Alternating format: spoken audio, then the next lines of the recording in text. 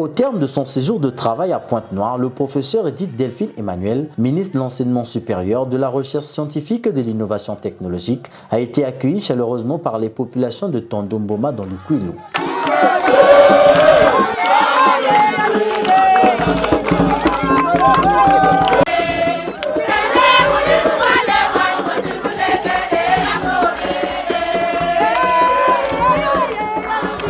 C'est à 45 km de la ville de Pointe-Noire qu'Edith Delphine Emmanuel a visité le 3 septembre le biocentre Marino Raimondi de l'entreprise Green Service, spécialisée dans l'élimination et la transformation des déchets hydrocarbures. Sur ce site de 5 hectares, les bouts de forage pétroliers sont traités grâce à la synergie des chercheurs congolais via l'Institut national de recherche en sciences exactes et naturelles et leurs homologues de Saint-Marin. Le résultat est plus que satisfaisant, d'autant plus que ces bouts hydrocarburés sont transformés en fertilisants biologiques, allant dans le sens souhaité par la République du Congo, celui du Congo qui gagne avec la recherche appliquée en matière de gestion écologique et rationnelle durable des déchets. Le prototype qui se trouve derrière nous montre comment il a été réalisé, non seulement par les techniciens de Green Service, mais aussi avec des chercheurs congolais.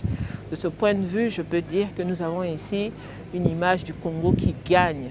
Et cette image du Congo qui gagne donne tout son sens au projet de société du chef de l'État qui fait de la recherche l'une des priorités de son quinquennat. Je suis impressionnée après la présentation qui m'a été faite et la visite que je viens d'effectuer, de constater que le Congo est bel et bien, conformément à la volonté du chef de l'État, en phase avec la question du développement écologiquement rationnel et de la gestion rationnelle des déchets. Et donc je suis fière de cette réalisation et j'espère que le projet va monter en puissance compte tenu du contexte qui est un peu morose.